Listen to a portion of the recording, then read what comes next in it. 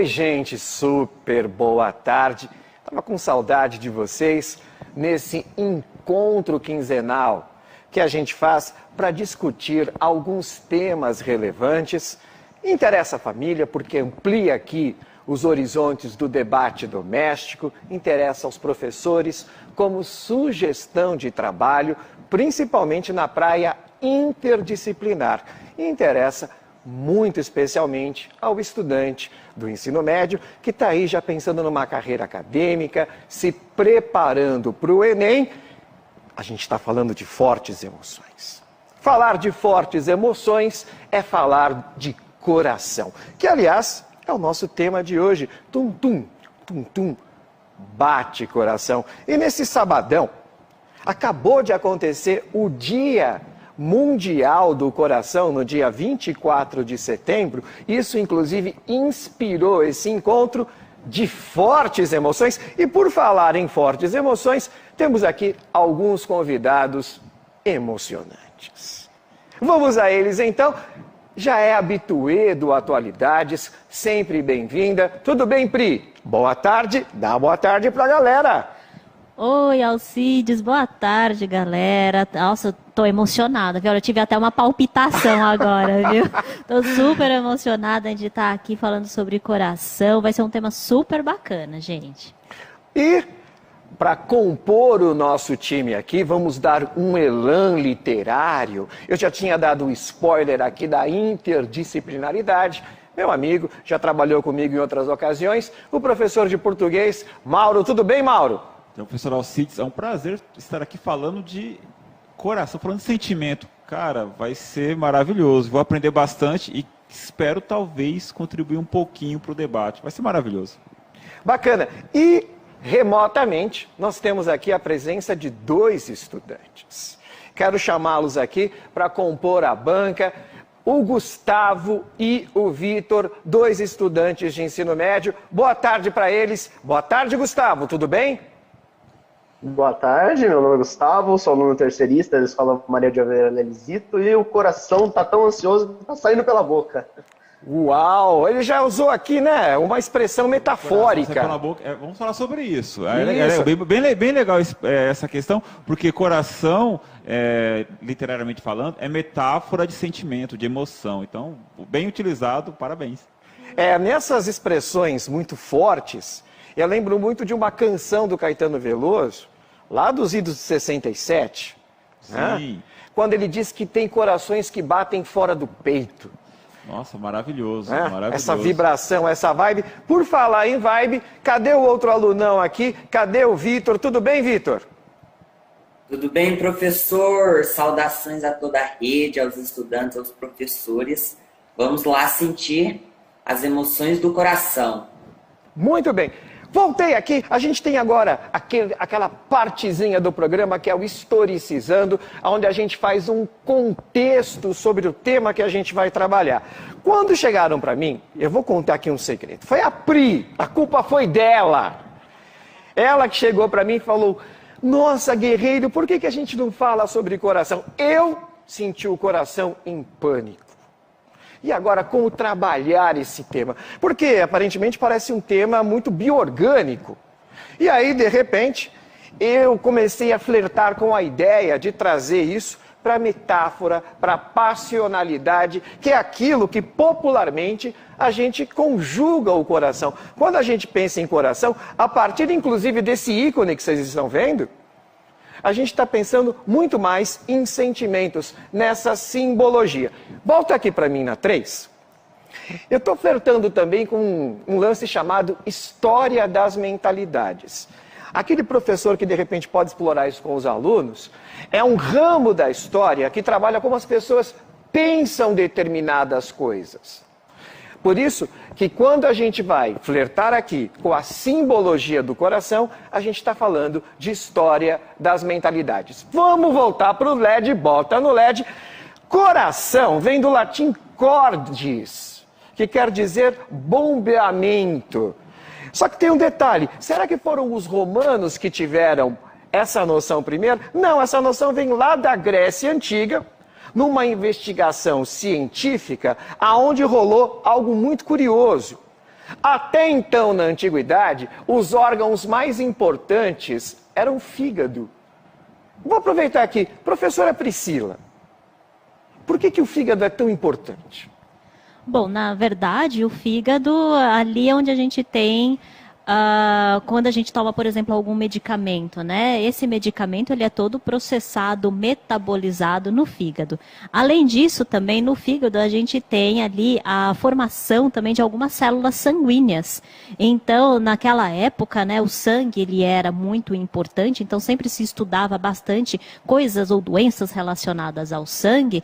Então, o fígado, por ser, então, um dos órgãos aí produtores, né, que desenvolviam aí as células sanguíneas, e também um dos órgãos que faziam esse metabolismo, tanto de células que morriam, quanto também de medicamentos, tá aí então a grande importância do fígado para a anatomia de maneira geral, né? E principalmente naquela época, ainda mais você explorando aí as questões da investigação científica, né? Então naquela época se estudava muito mais as questões do fígado por causa disso, né? Maurão, Sim, claro. já que falamos aqui de metáforas... Ah, tá. Você fala de fígado, eu fico até com medo, cara. Mas eu não de consigo. fígado, porque Opa, assim, às vezes a gente usa como metáfora, estou pensando Pensando com com fígado. fígado, O que né? significa Com fígado. isso? Traduz isso pra gente. Pensar- Tecla SAP pro Mauro. Pensar com o fígado é quando você leva algo para o coração.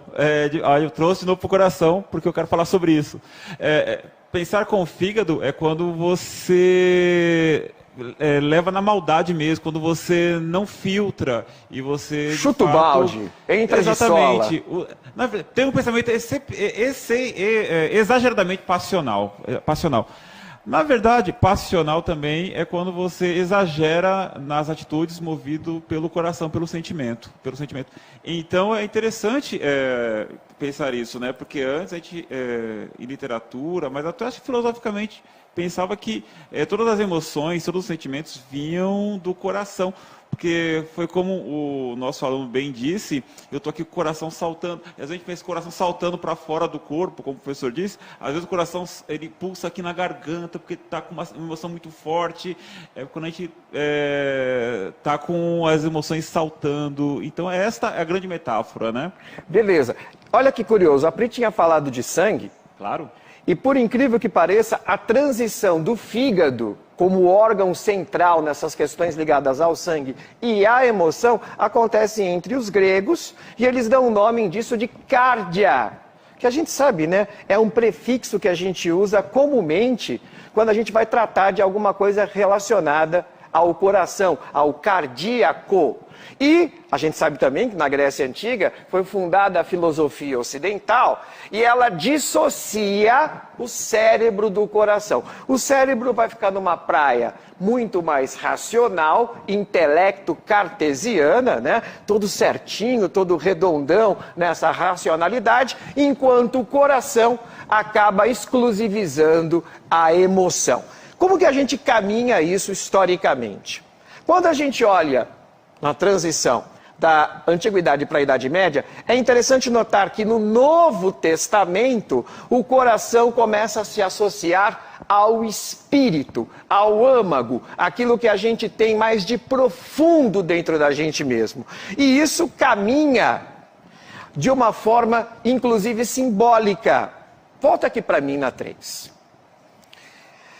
Na cabeça dessa galera, o coração ficava meio no centro do corpo. Algo que fazia a ponte entre o cérebro, que é o intelecto, e os músculos. Pri, você que é de biologia, agora eu estou curioso, eu estou aqui num cosplay de aluno. É errado dizer que o coração fica numa área central do corpo? Sim e não ao mesmo tempo, né? Primeiro porque quando a gente fala do coração estando numa região central, pode ser nesse sentido de que ele está aqui nessa região torácica, que aí seria então uma região meio que central do corpo. Mas ele é levemente voltado para a esquerda, então anatomicamente falando, o coração está aqui na região torácica, mas ele está levemente voltado, localizado na nossa região esquerda do corpo.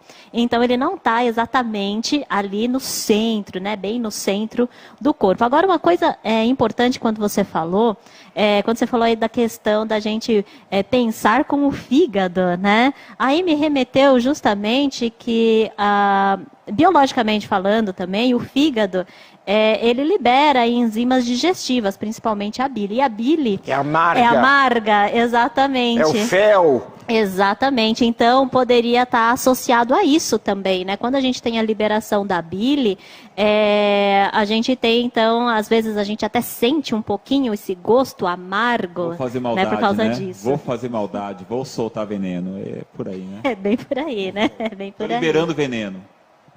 Exato. Mas aí, no caso, seria mais no sentido da bile, seria mais como uma enzima para o processo digestório. Eu não né? consigo deixar de ser metafórico. Não consegue. Mas olha, Pri, biologicamente falando, o coração fica numa região bastante estratégica, né? Claro. Porque se ele, imagino eu, que se ele ficasse muito acima ou muito abaixo, haveria uma dificuldade muito maior para que esse bombeamento percorresse todos os órgãos do corpo. Com certeza. Por isso que também uma coisa importante é o nosso sistema circulatório ser fechado, porque aí a gente tem as veias e as artérias que elas exercem uma pressão no bombeamento também do sangue, então auxiliando também o coração. Né? Então, o coração ele tem ali as suas células cardíacas, que são como células musculares, então eles têm ali a presença de fibras musculares nas células do coração, justamente para isso, para fazer esse bombeamento. E, no nosso caso, é super importante, então, isso evolutivamente falando, do nosso sistema circulatório ser fechado, porque aí eu também tenho a pressão das paredes das artérias e das veias, que também auxiliam nesse processo de circulação do sangue. Então, sim, é bem estratégico o coração estar localizado na região torácica e também é super estratégico, evolutivamente falando também, da gente ter esse sistema circulatório fechado justamente para conseguir, então, melhorar essa circulação sanguínea através da pressão que a parede das artérias e das veias exercem. Muito bem, a gente estava vendo essa questão estratégica da posição do coração, e aí na Idade Média se faz uma associação muito curiosa, porque eles associam o coração como um ponto de ligação, de conexão entre o intelecto, que é a razão, os órgãos sexuais, onde se situa o amor. E aí, pouco a pouco, o coração ele deixa não só a questão emotiva, não só a questão espiritual, mas ele começa também a se relacionar com a luxúria, com o desejo, com a paixão. E, nessa pegada, ele também passa a compor as noções de bravura, porque as noções de bravura estão profundamente relacionadas à musculação. E se a gente pegar, o professor aqui de português pode até nos ajudar isso, o momento literário medieval, ele é composto sempre de muito romance, se eu não me falhe aqui o termo, nas canções de amigo, nesse tipo de coisa, nas novelas de cavalaria, que une justamente isso, né? Amor e bravura. Tô certo, Maurão? Então, e começa aí essa dicotomia, né? Essa divisão entre razão e emoção. O Fernando Pessoa tem um poema maravilhoso, Autopsicografia, que termina assim: e assim nas calhas de roda, gira entreter a razão, este comboio de corda que se chama coração, onde ele coloca a mola propulsora que movimenta a literatura desde sempre, mas especificamente da Idade Média até os nossos momentos, em que em um momento as pessoas, os poetas, os artistas estão mais envolvidos em ser as anteninhas guiados pela emoção, coração, né? Em outros momentos mais pela razão. É interessante, o que eu aprendi agora, que foram os gregos, né, que trouxeram para a mentalidade, olha, vamos separar razão aqui, coração ali. Porque toda vez que a gente tem que voltar para a razão, na literatura, a gente recorre aos gregos. Então, assim, na Idade Média, era muita emoção, né? Cantiga de amor, de amigo, maldizer, muita emoção. Aí, quando tinha que voltar para a razão, vamos aos gregos, é o classicismo, vem Camões, razão. Aí vem barroco, emoção. A gente sempre tem esse confronto de ida e volta, né? Sim, que é um movimento pendular. De um lado emoção, coração, e do outro lado, razão. E como uma expressão só para não estender demais, né? Uma das expressões mais específicas, maiores, magnânimas do coração, tem lá um movimento romântico, né? Que aí é Deixa para falar depois do romântico. Deixa para falar depois, claro. Que você vai ter esse momento, que aliás, como o próprio nome já disse, vai ser um momento romântico. Ah, por favor. E, olha lá, no século XIX, por isso que daqui a pouco eu vou passar a bola para você. Romantismo. Chegamos ao romantismo e acontece uma coisa muito curiosa. O lugar do coração passa a ser ainda mais determinante, e depois você vai falar melhor sobre isso, na literatura, porque se amplia ainda mais a associação passional do órgão, e, olha que curioso, as revoluções começam a ser relacionadas ao cardis, as revoluções e os sentimentos nacionalistas. Por isso que quando a gente fala de pátria, o pessoal se emociona. Muitas vezes as pessoas esquecem disso. Essa emoção patriótica, ela é uma construção histórica que vem do século XIX e está profundamente associada, e você vai falar isso para a gente de uma forma melhor, com a literatura romântica. Né? Porque a gente tem romantismo, nacionalismo, está tudo ali na praia do século XIX. Porque, na verdade, o que é o romantismo? O romantismo ele é o movimento das paixões no coração humano. E as paixões não são apenas paixões por outra pessoa, né? O movimento passional no nosso coração é sim pela pátria, por um ideal, por um time de futebol e também pela pessoa amada. Então, ser movido pelo coração é quando você, claro, no primeiro momento é nacionalista e não pensa em outra nação, senão a sua. Eu estou até me emocionando falando, porque eu falo do romantismo me emociona. E sabe o que é interessante notar? O porquê de não ser a deriva, não ser à toa, a apropriação da cor vermelha ao movimento revolucionário. Sim. Porque se você pega a construção do vermelho na estética, a gente associa sempre à Revolução Francesa. E isso está profundamente linkado com o apelo popular, que é um apelo que não é racional. Exatamente. É um apelo emotivo. E a gente associa a cor do coração à cor vermelha justamente por causa do sangue. Verdade. E a quantidade de hinos, né, que a gente tem. Dou sangue pela pátria. O rufar do coração. É como você falou, tá tudo isso na pegada romântica, e daqui a pouco a gente volta nela. Agora eu vou fazer um quiz. Agora eu vou fazer... Ih, apareceu aqui. Quase a resposta. Quase que dei a resposta aqui. O dedo gordo. Cadê os meus alunos aqui? Cadê os meus alunos? Cadê? Eles estão aqui na tela. Cadê o Vitor? Cadê o Gustavo? Aqui, professor. Vocês vão fazer de conta que não viram a resposta, tá? Olha que interessante. Mauro, diz melhor para eles, o que é léxico? Léxico é o vocabulário. É o conjunto de palavras que você utiliza ou não utiliza. O léxico é o vocabulário. Muito bem, olha que curioso. Nós temos uma palavra que associa justamente o vocabulário, o léxico, o intelecto, que é aquilo que convencionalmente a gente chama de razão, uma questão cerebral, e a emoção, algo emotivo. Então eu queria perguntar aqui para os meus alunos, deixa eu ver a carinha deles aqui de novo no mosaico, tanto o Vitor quanto o Gustavo. Vocês conseguem me dizer uma palavra que ela fala simultaneamente de coração, de cérebro, e a forma como a gente escreve o vocabulário tem tudo a ver com a etimologia, com a construção da palavra coração? Vocês conseguem dizer que palavra é essa?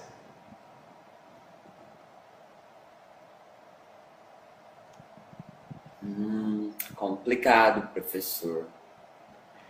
Olha, eu confesso aqui que eu não tinha a pretensão de que vocês matassem na primeira, porque é algo que eu perguntei para outras pessoas, inclusive especialistas, e o pessoal deu uma bambeada, né? Você consegue dizer, Mauro? Agora, você viu, né, Mauro? Eu não vi. Eu pensaria, une o intelecto e a emoção, cordialidade. Oi? Cordialidade. Você chegou perto. Cheguei perto? Você chegou perto. Eu vou agora colocar aqui, os meus alunos também vão ver. Olha lá, recordar, verdade. E por que recordar? Porque uma lembrança você puxa do intelecto. É voltar ao coração. Isso. Volta, verdade. Aí, a emoção está no coração. E na hora que você escreve recordar, você vai para a etimologia da palavra, que é cordes. Eu abri, inclusive, o programa falando sobre isso. Cadê os garotos? Cadê o Vitor e cadê o Gustavo? Bem aqui. Estamos aqui. Conseguiram perceber a relação que tem? Sim, percebi. Agora eu vou fazer uma pergunta pessoal para vocês. Posso? Pode. Eu Pode, quero com que certeza. cada um de vocês, começando pelo Vitor, depois o Gustavo, por causa do delay aqui, que a gente está num link remoto, contem para nós uma coisa muito rápida, um episódio que emociona vocês quando vocês se lembram. Eu me lembro que eu estava em uma peça de teatro e na finalização dessa peça de teatro me trouxe muitos sentimentos bons e eu me emocionei. Eu lembro que eu até chorei. Gustavo? Bom, eu lembro de meu melhor amigo, ele, quando estava no 8º ano, ele se mudou para a Austrália, lá ele ficou junto com os pais deles há muito tempo. E ele veio de volta faz uns 2 anos, e eu acabei vendo ele e foi muito emocionante para mim. Bacana. Tem aquela música que diz que recordar é viver, não é isso? Eu vou aqui rapidinho pedir a participação de novo da Pri e do Mauro. A Pri agora vai falar por que é no coração que a gente sente a emoção. E o Mauro depois vai falar um pouquinho mais sobre o romantismo. Vamos lá, Pri.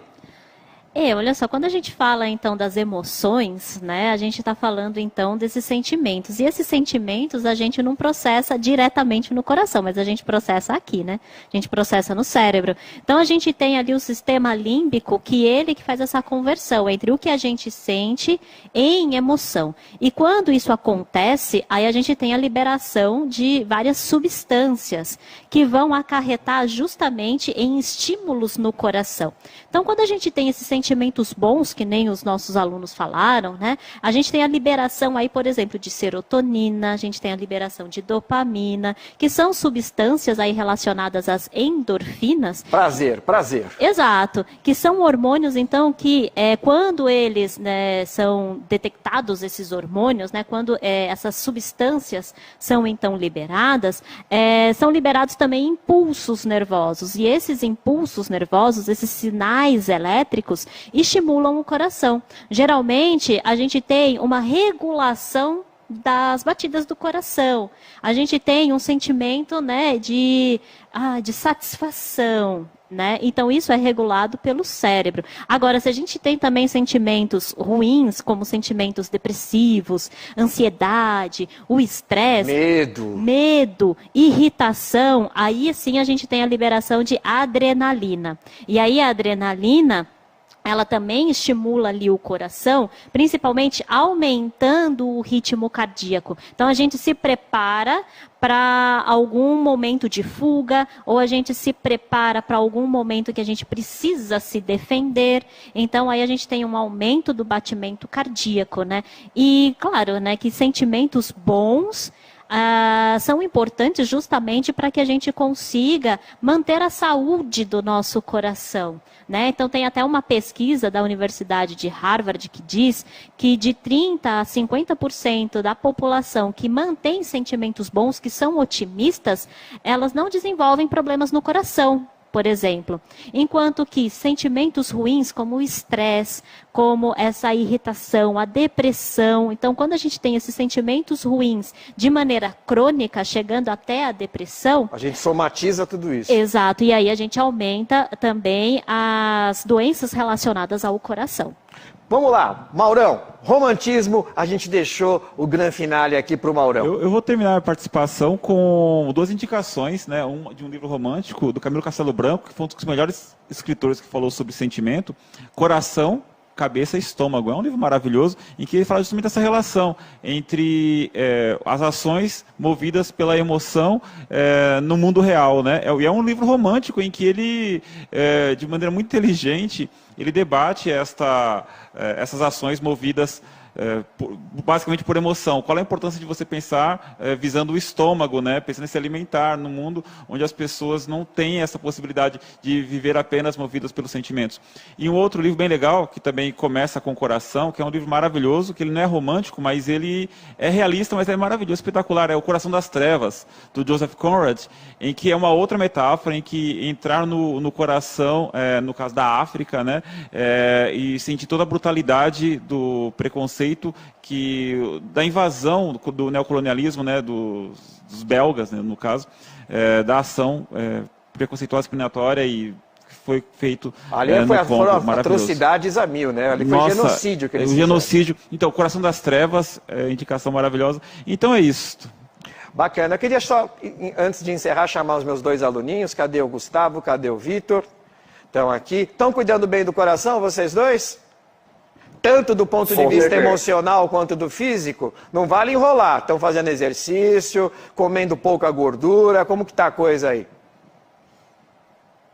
Olha, atividade física sempre, tá em dia atividade física. Como a professora falou, sentimentos bons sempre, isso ajuda. O coração, saúde do coração, acredito que esteja tudo ok. E o Gustavo? Da gordura eu não posso prometer nada, hein? Da gordura eu não prometo nada porque eu amo uma carne. Mas do exercício físico tá em dia. Tá certo. Eu queria, de coração, agradecer a participação de vocês dois, ter cedido o tempo de vocês aqui. E, infelizmente, a gente só tem meia hora de trabalho, mas a participação de vocês foi muito bacana. Assim como foi bacana também a participação da Pri, obrigado, Pri, a participação do Maurão. Muito obrigado. E a gente encerra aqui a aula deixando alguns depoimentos de especialistas que vão falar sobre a Semana do Coração, o Dia Mundial do Coração. Saúde para vocês, galera. Beijão, ótimo sábado. Tchau, tchau. Eu sou Kátia De Ângeles, membro do Comitê da Criança e do Adolescente da Sociedade Brasileira de Cardiologia e do programa SBC Vai à Escola e vice-presidente da Sociedade Brasileira de Hipertensão. Sou educadora física e queria deixar 3 mensagens importantes. A primeira, nós temos observado uma grande redução nos níveis de atividade física, não só em adultos, mas também em crianças e adolescentes. E isso tem impactado em maiores índices de sobrepeso, obesidade e doenças do coração. Nesse sentido, atuar em prevenção talvez seja o maior legado que nós possamos deixar para as próximas gerações. A segunda mensagem importante, algumas dicas com relação à prevenção de doença cardiovascular. Crianças e adolescentes devem fazer pelo menos 60 minutos de atividade física por dia. E essa atividade física deve ser prazerosa, deve-se reduzir o comportamento sedentário. Você adulto se integre nessa atividade física e realize de 150 a 300 minutos por semana. E a minha terceira mensagem importante, busque sempre atividades físicas que você, que seu aluno, seu filho goste de fazer. Qualquer movimento conta. E lembre-se, quem se exercita vive mais e vive melhor. Olá, sou Silvia Cura Ismael, sou gerente de saúde mental do HCOR e também membro do Comitê da Criança da Sociedade Brasileira de Cardiologia.